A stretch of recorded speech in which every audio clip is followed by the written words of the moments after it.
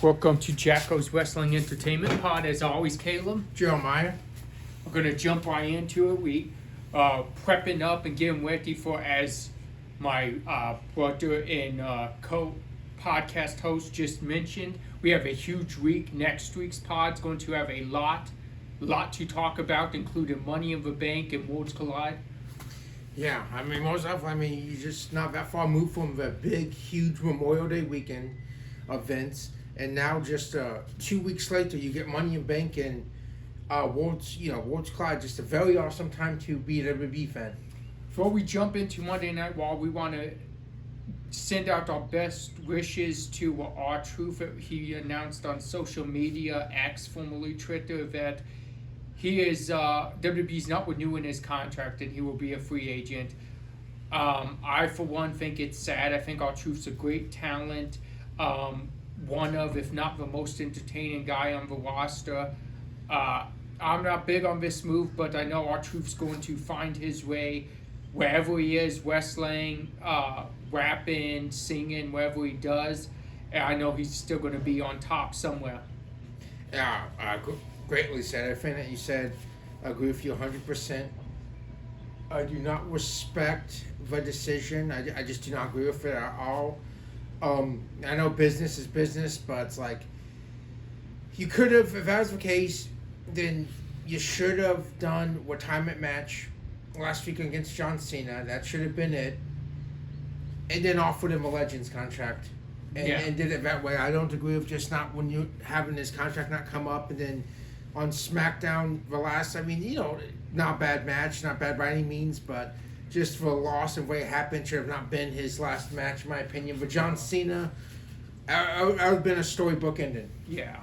R-Truth deserved, like you said, more respect. But jumping right into Monday Night Raw, we started off with Seth Rollins, Paul Heyman, Braun Breaker, and Bronson Reed kind of explaining everything that happened and why Bronson Reed chose to go with their group. It's almost like a Dangerous Alliance 2.0. What did you think of this promo, and what destruction can this group do together? Oh man, I thought it was a great promo. You had a lot of questions. Bronson Reed, before the War Games, before his injury, it just came off of rivalry with Seth Rollins. We talked about last week. Braun was already on defense, getting ready to jump Bronson Reed until Rollins said no. But you got that explanation, and just dominant, like you said. And there's a common, it's a faction, but there's a very clear-cut leader. Seth Rollins is the man on top. Those are his heavies, so to speak. And the one clear mission is Seth as World Heavyweight Champion is the mission statement from this alliance. We even see something later on in this night that alludes to what you just said. Seth is the guy. Seth's the guy they're pushing and trying to get that world title on. Right, exactly. Very reminiscent of Evolution in a sense of Triple H was the guy, Randy and Batista did his bidding, and then Ric Flair wrestled, but still you think of almost that like Heyman spot because Ric Flair would manage them a lot more than he'd wrestle in Evolution. Yeah, that's a good comparison.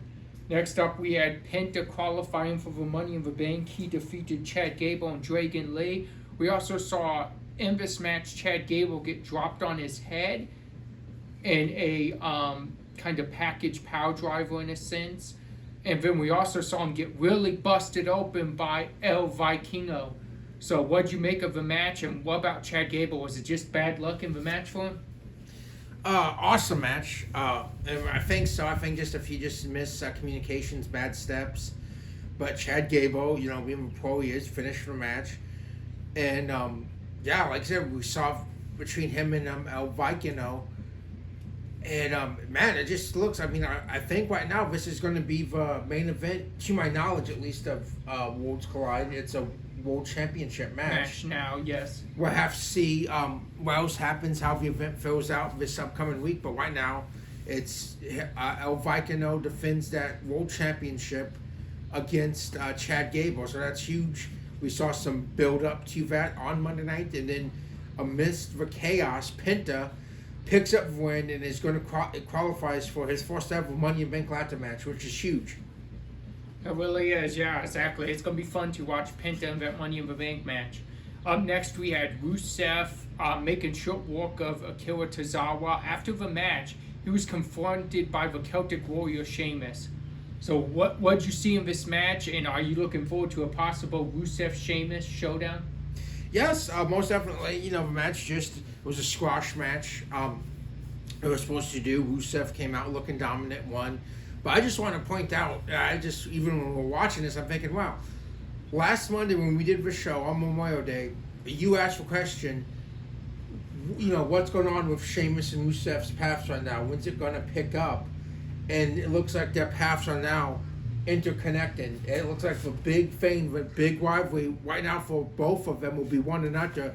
And I can't wait. I mean, you look back, I want to say, I think it's like 11 years ago, you had Sheamus try challenge Rusev for the United States Championship. You look back to 2000, late 15, early 16, the League of Nations faction they were together. So there's a history here, and I, for one, cannot wait to see where this goes and see these two collide. It's going to be very entertaining. Up next, we had the New Day retaining their Tag Team Championships in a Tag Team Triple Threat match against the Creed Brothers and the War Raiders. What's your opinion on this match? Very fun match. Like they pointed out, it was a forced defense, title defense of the New Day. They won any means necessary, which is what the New Day does nowadays. But no, a good match, showcased for our tag team division. Maybe try and build that a little bit more, but also a nice way to solidify this title ring so far of the New Day. Forced defense, beat two of the top teams on Raw. Be very interesting to see where it goes next. Next, we had Jey Uso in a verbal war with Gunther again, but we're seeing Gunther go back to those old tactics before WrestleMania. We're seeing him trying to take Jey Uso's confidence away. This is what he did before Mania. It didn't really work. Jey Uso found his confidence, and I really don't think it's going to work this time because Jey already showed he can beat Gunther, and he believes he has the mental edge now. But what'd you make of this promo? No, I mean, very good. It's setting up. I mean, you look, especially for Jey, there's so many, sticks in the fire right now, which is great. I mean, it's a top star fame, but he has the upcoming Money in the Bank Tag Team match. But you can't forget, the Raw after is Gunther, which is a week from this upcoming Raw. So it's great that this is not an afterthought. This is a continuous storyline being built through everything still. It is a WrestleMania rematch.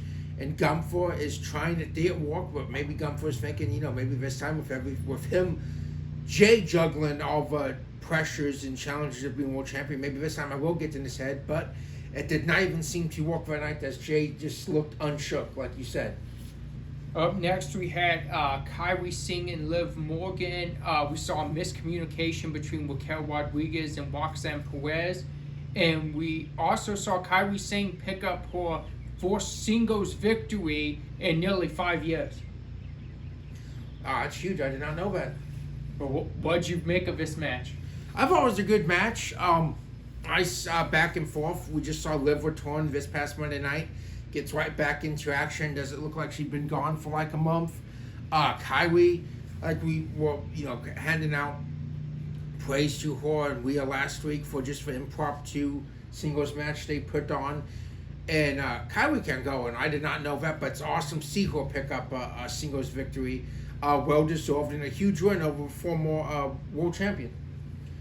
Next, we saw what seems to be becoming a very personal rivalry and in personal promos. We saw Becky and Lyra Valkyria trade blows back and forth, but it seems like this is getting personal. Yeah, it does. It really does. We've seen a more mean or vicious side out of Lyra. I don't know if Becky's really intending on that happening, but she's got the more mean, vicious side out of a champion. And she knows that although she beat her, the only way she's going to get to go after Becky again is by putting the title on line, because Becky's not going to divorce her in a non-title match. So that's a great strategy, but Lyra might be falling into Becky's trap. She might be so mad that she loses focus, and Becky might get that championship Saturday. Yeah, it's a dangerous game Valkyria is playing. Like you said, it seems like Becky knows exactly what she's doing. What strings she's pulling on. But nonetheless, I cannot wait for a rematch. That was a complete show stealer. Bad. Backlash. Thank you, at Backlash. So yeah, this is going to be an awesome match. Next one, you mentioned earlier how it seems like it's this group, this Paul Heyman group, is all centered around Seth becoming world champion. He got one step closer to that. He qualified for the Money in the Bank match. Yes, he did, and man, what triple threat match it was! I mean, it was that's a pay-per-view main event like that between those men, Seth, Finn, and Sammy, and by underhanded means, Seth picked up a victory, which just shows you how dangerous. First off, Money in the Bank, anything can happen. Those two beasts can be in Seth's corner, yes, they can, and knock anyone off the ladder that they wish to or choose to. And if he is successful, send those two guys to beat down the champion at any point and then have Seth cash in? It is a very dangerous for any champion if Seth Rollins wins that briefcase. And let's not forget, after that big triple threat, we had CM Punk come out, trick Bronson and Braun, and he made his way to the ring and he delivered a very, very sweet go-to sleep to Seth Rollins. Yes, it's not CM Punk's first rodeo. He knows the faction game. He knows the numbers game. He's been on both ends of it many times in his career, outsmarting the two younger guys, even outsmarting Seth Rollins because he was looking ahead, didn't look behind him. And yes, like you said, ever so sweet GTS to Seth Rollins. And with that said, CM Punk has a chance tomorrow night to enter the Money in the Bank fray, going up against AJ Styles and El Grande Americano. It's going to be interesting. I still wonder why Chad Gable has two qualifying matches. He does not, so it's completely two different people. Just to point that out here, folks, we are divided on this topic. CJ is like Michael Cole. He thinks that is Chad Gable. I'm like Pat, and realize the difference between two different talented individuals here. But El Grande Americano's been in Mexico, his first match back in the States, against two future Hall of Famers. So in the comments below, leave us what side you're on. Is it Chad Gable or is El Grande Americano his own man? Yes, please. Please do that on the comment section, please. Listeners to this, we would appreciate that. Out NXT, this could be the funnest part of the whole show because this NXT was shocking. A lot of unexpected things happened and big moves happened on this NXT. One of the best NXT episodes of the year so far. Really like you is. said, just complete, just shocked. I mean, I was just, like you said, shocked by the events of this night. Unpredictable. There was nothing that you would have looked before the show and you'd have said, oh, well, this is going to happen. I didn't see any of it. 100%. But we kicked you off in a huge way. We had an all-out brawl. It was a match that turned into an all-out brawl with Ethan Page and Ricky Saints for the NXT North American Championship. And of course, Ethan Page would use any underhanded tactic. He would give Saints like a cutter, pull him down on the chair, his neck, and he was spitting up like blood and foam after this just to get any advantage. And soon after that, Ethan Page would pin Ricky Saints to win the NXT North American Championship. Yeah, I don't know what else more you could ask it in a match.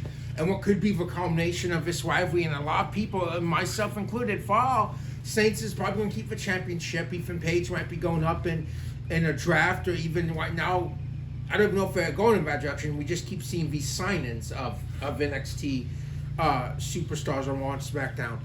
But a lot of people thought it might have been the swan song for Ethan Page, but that was not the case. Like you said, he will sink to any low imaginary, and you forget sometimes he's a big talker and acts cowardly, but when given him a chance, we see a very dark, psychotic side from Ethan Page, and that's what Ricky Saints got. To use that again, put him on the ropes, did any means necessary to walk away North American champion. And man, in a year's time, the World Championship and North American Championship in NXT for Ethan Page. Yeah, big year for that man. Most definitely cementing his legacy as NXT great, and we know he'll accomplish great things on Raw, SmackDown as well. And you say a lot of people say Ricky Saints might be going up. Yeah, and maybe the last receive of Saints in NXT. And again, you know it's going to be great. Like they say, wherever it is, Ricky Saints has it, and that what he does in ring and just that natural charisma is going to translate great on Raw or SmackDown. I agree. Next, we had a pretty good match. We had Mike Santana versus Tavion Heights. This was awesome. This was really a surprise too, and I don't mean that as a knock on either man, but we again, like with Miles Bourne, we've just seen Tavion Heights in tag team action. But what him and Mike Santana did, who TNA superstar, had a stint in original years of AEW. A lot, more wrestling fans know who Mike Santana is, but what Tavion Heights did in that match against him was just awesome. And great win for Mike Santana to, we'll talk about a little later on the show. Talk about it up next. Up next, we had Trick coming out celebrating his TNA World Championship win, saying he's going to be on TNA and he's going to be making appearances there, and they should be lucky that they have him as the champion. And he was interrupted by none other than Mike Santana. Yeah, great promo. Right now, I think, in my opinion, this is the best version of Trick that we've seen. And not taking a shot at anything else he's done, but he's so confident in this character. This way, this Hill one right now is just so great as a fan. Even now he's saying to himself, you weren't with me when I lost the championship, when I was trying to get the championship now. Don't be with me now that I'm TNA World Champion. I think it's, again, like we talked about last week, I think it's great for TNA. Now you get this wider exposure to a bunch of fans and maybe not as familiar with your product, maybe bring in some more casual wrestling fans instead of not just for diehards that watch everything. That helps, I think, bring exposure to TNA. And you just made on WWE program and make Mike Santana look like $100, and now you're setting up this big match of Trick. Well done, I believe.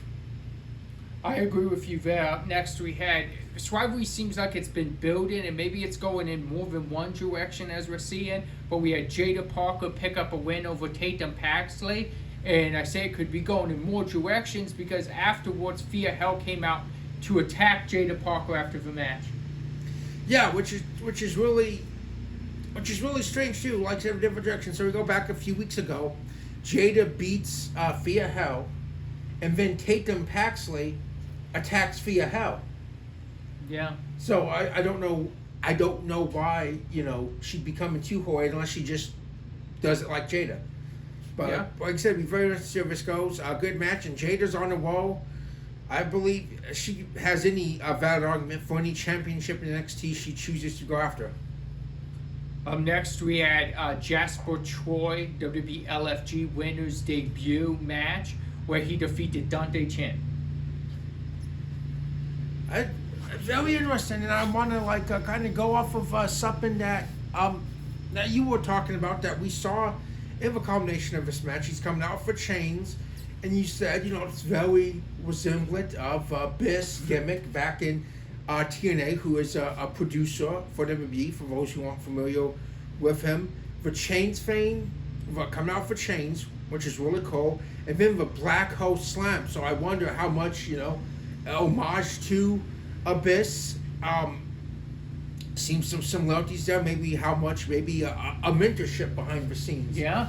Possibly. But man, again, the presentation for him's huge. He picks up win, looking strong, and then Oba's confronting him. So is this man on what, he going to get the NXT Championship match like this early on? That would be huge. I could see it. The man's talented. Yes, he is. He has the gift of gab, and we saw he's a beast in that ring. Next, we saw Ethan Page come out again. He was interrupted by Javon Evans. Eventually Ray Phoenix, and it would announce a fatal four-way at Worlds Collide for the NXT North American Championship between Ethan Page, Laredo Kid, Ray Phoenix, and Javon Evans. It's huge. Right now you're just looking at this Worlds Collide card, and it's not even finished yet. We'll probably, we'll find out the final additions this upcoming week. But that is a huge fatal four-way because really your NXT representation there of Ethan Page and Javon Evans, Laredo Kid's triple-way representation, and although Ray Phoenix is on SmackDown, he has a great history with AAA. Yeah. Very storied career with that promotion. Up next could be the biggest shocker of the night. I think the biggest shocker of the week in WWE. we saw JC Jane capture the NXT Women's Championship by defeating Stephanie Valcour. I did not see this coming when that match was booked. No, just completely shocked, and that's not on any way a knock on JC Jane, but just we were just talking about last week. It looks like Fatal Influence is on the brink of implosion here, and even then it looked like a little bit of a match leading up to it, but it looked like it was all just a hoax. All got Valcour off of her game, and Fallon Henley and Jasmine Nix proved very instrumental in the victory for JC Jane, and very supportive as we Close the show, yeah. Yeah, and I mean, look at Mike Rome. As I think his shot could express a lot of fans, because just Valcour's been on such a roll, and to lose the title on NXT, and just a match that was just, and it's not, we're not, cutting up by saying this, but just, that was just announced a couple nights prior, just everything's so short notice, but that's how you create these moments and these things. And look, we're talking about it, and I'm sure a lot of other outlets are talking about it too. Just shock TV. And to go back to what you said about Mike Rome, he was so shocked that the bell ringer, the guy in charge of ringing the bell, he had to look, because they give the cues to the announcers. You saw him look at Mike Rome and say, "You're up, go." Yeah, exactly. So he's giving him his cue, and you saw that on camera because he was so shocked. They showed his face, and you saw the man, the timekeeper, telling him, "Hey, you're up, go."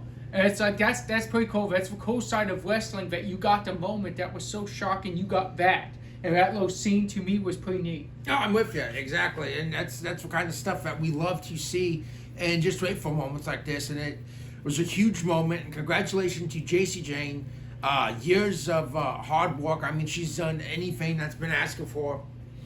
I want to say since the 2.0, or I believe, to now. And it was Fatal Attraction back when she first came on with Mandy and Gigi. They've both gone now, and she's the last one of that faction and doing this. So huge congrats to her, and I can't wait to see what's next for JC Jane and Fatal Influence. And well, we know what's next for Stephanie Valcour. Exactly. Up next, we started SmackDown off with the return of Bianca Belair, and she said she's not 100% yet. She got her hometown crowd singing Rocky Top, the University of Tennessee football and just university theme. Mm-hmm. And then she was confronted by Naomi.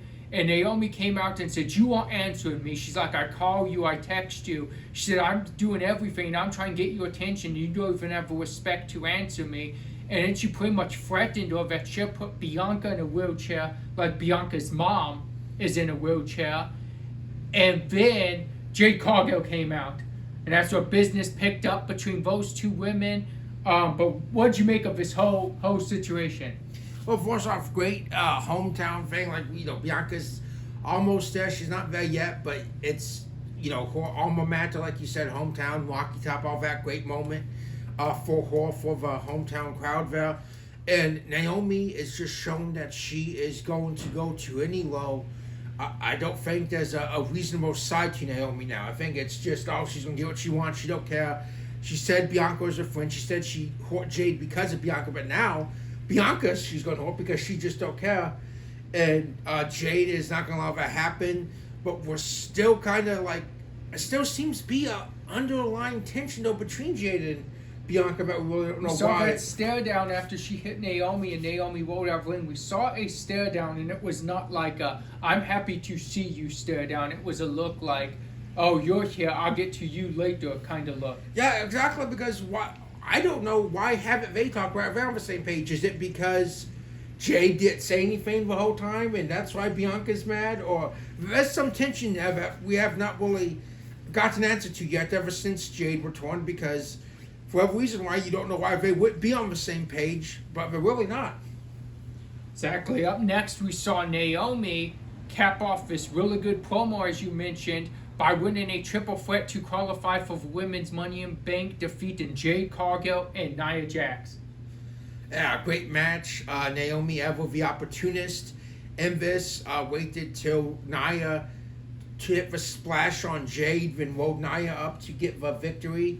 And Naomi's not a very dangerous woman to hold that Money in the Bank if you're Stratton or EO. You do not want her winning that because I just, like we were just saying, she will go to any means to get what she wants.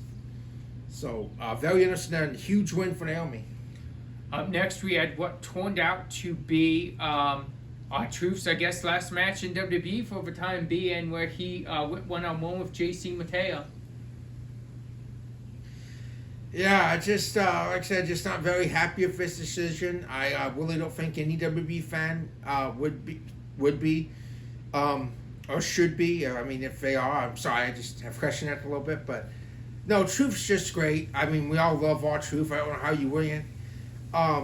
And even Truth, again, just ever of a company guy that everybody said went out, made JC Mateo look good on his way out, did not do anything to botch the match, did not do anything this or that. You probably knew or had an idea.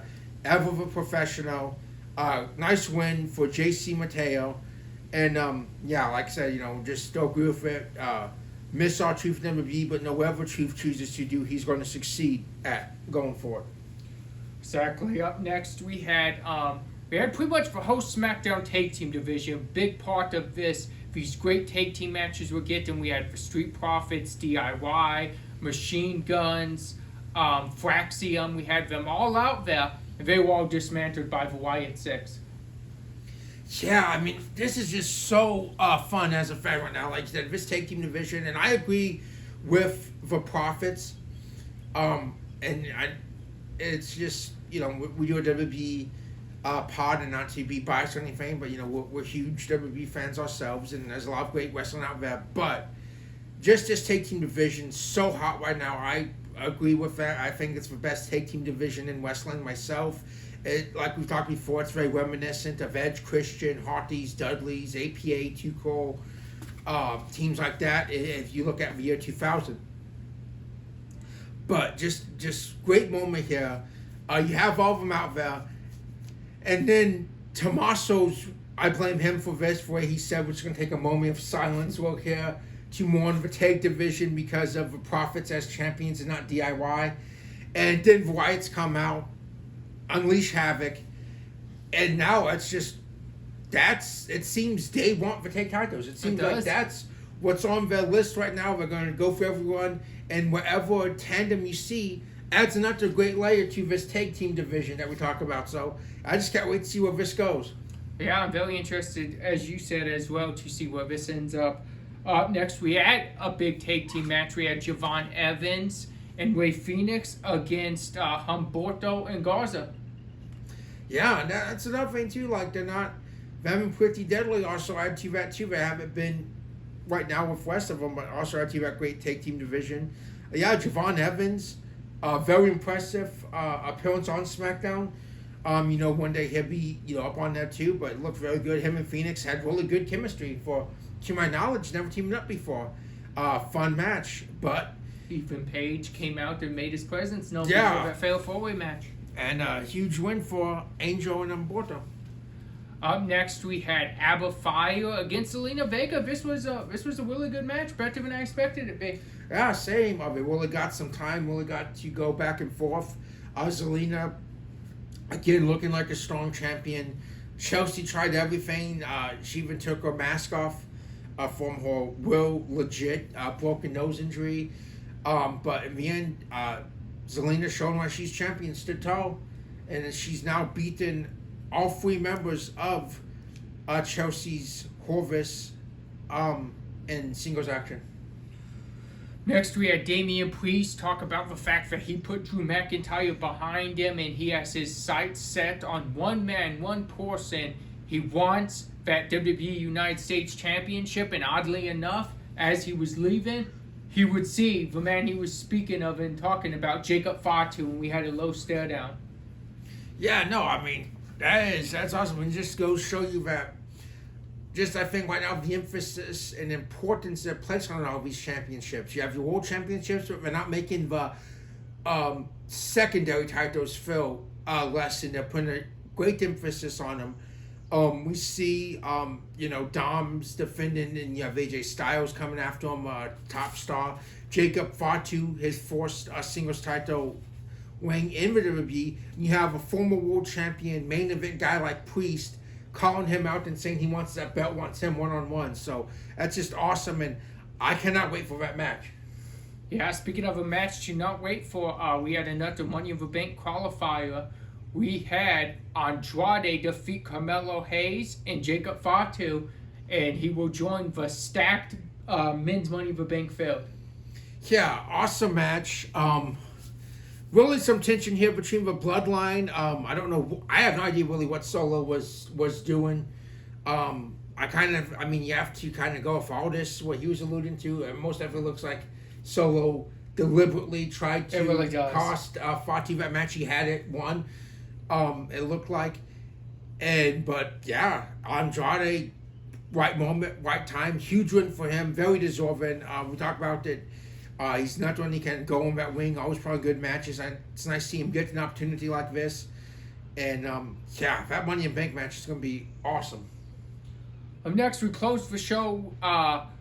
They kept promoting this as a Cody Rhodes John Cena face-to-face. I don't think it was as much that, because we started off with Cody Rhodes and Jey Uso. John Cena would come out after that, and then Logan Paul, and then we would see a brawl to end the show. But what did you make of this whole promo and just how it was done? Oh, I think it was done a good way. It starts like it's setting up for the big main event, the Money in Bank, as they said so on the show. And we saw Cody. This is his first time, Willie with the microphone, Willie talking more than just a little bit since losing WrestleMania, talking about that loss, talking about the champion he was, and everything he did. And you have to give Cody his flowers. Great championship reign. Was the guy for a year, and we know it won't be the last time he is. Jey Uso, Cody's putting him over. John Cena comes out, and John Cena's kind of changing attitude a little bit of where he said he ruins wrestling, but now he's more pro Logan Paul. It seems he's his partner. He really put him over, put him in a good spot. No, I think it was done very well, and chaos ensued afterwards. But we really, you set the pace up. This is going to be a very awesome match, a big tag team match, and again, like we were pointing out, I think last week, Money in the Bank. The men's Money in the Bank will be before this tag match. You have both world champions in there, so just watch your back. Yeah, I actually think that makes this match, because people are saying, oh, well, it's not a world title match, and we don't have the world champions, both of them's doing a match that's not a world title match. People's complaining about that. I don't get that. I think the fact of what you just mentioned makes this match even more interesting than if it was a world title. If it was a world title, you're going into it and you're saying, I could see a world championship change. But how often do you have a tag team match, main event in a pay-per-view with the stars we have, and we can look at it and we can say, leaving it, we could have a new world champion of someone that's not even in the match. Exactly. And that's just what makes it fun, and what makes it unpredictable. Yeah. And especially what we were just talking about, if Seth Rollins wins Saturday, he has a mini army with him. He can take out 4 men with those two guys. Especially one, they have been wrestling a match against each other, and he can have his choice of which belt he wants. Exactly. And that's a scary thought for Jey or John Cena. Yes, exactly. Let's get to our match of the week and MVP. Going to take the Triple Threat Tag Team match for Monday Night Raw, where the New Day retained. We're also going to take the Triple Threat Men's Qualifier, where Seth freaking Rollins won. Thought that was an amazing match. What? From NXT, we're going to take 3 matches. We're going to take Tavion Heights and Mike Santana, as you mentioned, really a show stiller. Going to take Ethan Page winning the North American Championship. And we're going to take JC Jane winning the NXT Women's Championship from Stephanie Valcour. From SmackDown, we're going to take both Money in the Bank qualifiers for men's and women's triple threat. And it's really difficult, but I'm between the North American Championship, Ethan Page and Ricky Saints, and the Seth, Sammy, and Finn triple threat, but I'm going to have to give it to that triple threat But that triple threat match was amazing. It was, like I said, that could main event any pay-per-view for any championship in the company, just for the talent of those three men. And is, it's really, again, like, shows the emphasis of how important Money in the Bank is. It does. And for MVP, it's really tough, but I don't know if there's as much of a week that you could say was of this guy as the week we just saw. So for MVP of the week, I'm going to give it to Ethan Page. I really don't know how you don't. He wins the NXT North American Championship. We see him later on in the night cutting a promo, getting interrupted, setting up for a huge fatal four-way at the first ever WWE Worlds Collide pay-per-view for his championship. Then we saw this man make an appearance and ruin two of his challengers' match on Friday Night SmackDown. I don't know if there's ever been more of a week in WWE where you could say that was the week of Ethan Page. Yeah, no, I agree with you 100%. He did. He won the championship. He set up for a huge match for pay-per-view. Then he goes and screws over two of his opponents like Ethan Page would. Yep. And he was on commentary a little bit too. He was. Now what's your fallback match? So it's Money in the Bank. It's always a fun event, a fun match. One of my favorite matches to watch. And just to go back, watch this. It's going to be kind of like two matches here, but just really puts an emphasis on what we were just talking about with that tag team match. So we're going to go Money in the Bank 2016. You had Dean Ambrose win the men's Money in the Bank match. Well, no, I'm sorry. There was only one Money in the Bank match at that time, and it was men's, but he won it. He would go on, and later on, cash that after the main event, after Seth Rollins beat Roman Reigns for the Undisputed Championship. So in a span of that night, all three members of the Shield were Undisputed Champion, with Ambrose capturing his first and so far only one after he got that briefcase and smashed over the back of the head of Seth Rollins and then cashed in.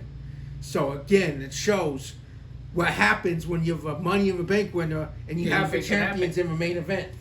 Okay, so before we get off here, like we always do, leading up to our big pay-per-view, we're going to give our Money in the Bank predictions. We don't know the sixth and final competitor in these men and women's Money in the Bank matches, so we are going to predict from the five that we know's in them. And can't really, like I said, we can't really say who the sixth guy is or woman is and if they'll win, but we can, from what we know, we can predict on that. So let's start off with women's Intercontinental Championship match. Valkyria, Becky Lynch, who you got? I think Becky gets the championship in this one. We saw Lyra retain it, but I think Becky's got in her head. Lyra's angry. I think that's gonna cost her in the long run. I think Becky has her right where she wants her, and the man will be the Intercontinental Champion. I'm going to agree with you on that. I think somehow, some way, because I don't think, no matter what the result is, I don't think this rivalry's over. But I think the anger's going to get the best of Lyra Valkyria, and I think Becky's going to walk away the new Women's Intercontinental Champion. And who knows, we may end up seeing the return of Bayley. If Becky does win the Intercontinental Championship, she may challenge Becky Lynch for that. That's true. She owes her. Up next, we have the women's Money in the Bank match. For five women we know: Alexa Bliss, Rhea Ripley, Roxanne Perez, Julia, and Naomi. Man, this is tough. Man, this is tough. Trying to see what way, really trying to figure this out and see what way we're gonna go. But we'll go. I don't want to say wild card.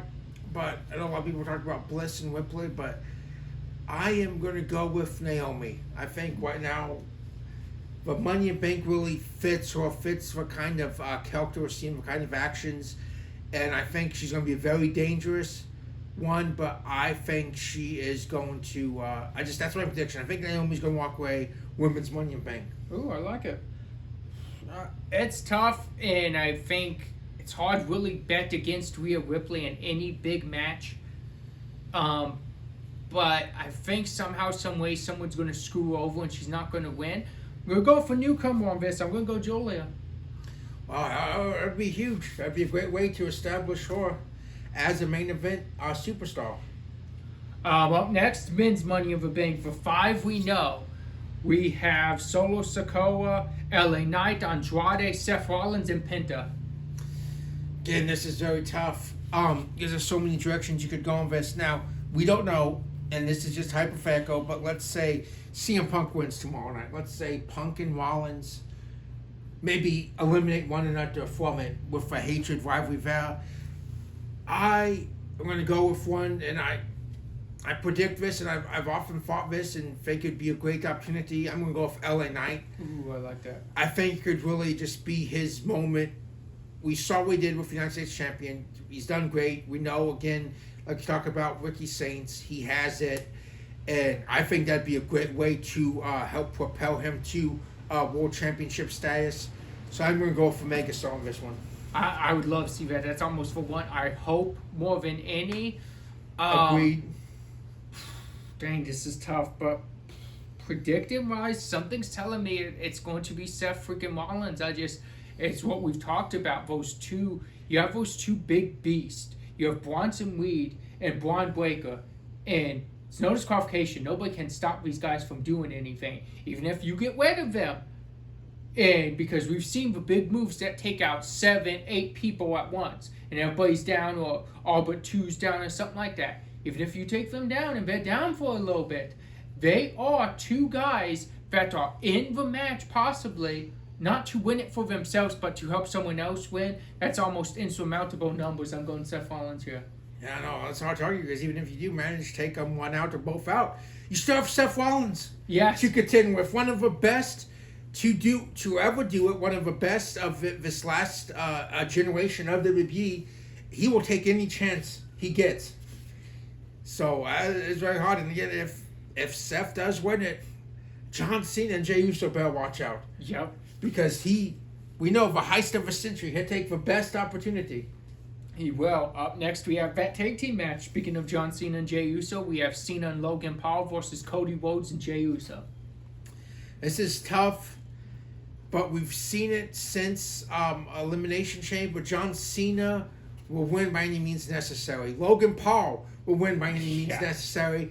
So I am going to go with John Cena and Logan Paul in this one. I think some underhanded way they will walk out winning this tag team match. I agree too, and I think if we don't see a cash in, I think it's going to end up with somehow Logan Paul pinning Jey Uso, because I don't think their rivalry's over. I know we're going to see Gunther versus Jey Uso for that title, but even with or without the title, I just don't think Jey Uso and Logan Paul is done with each other yet. No, I don't think either. There's most definitely a hatred there. There's most definitely some intensity between both of those individuals. Thank you guys for watching. I think we laid out an amazing episode. We'll see you guys next week.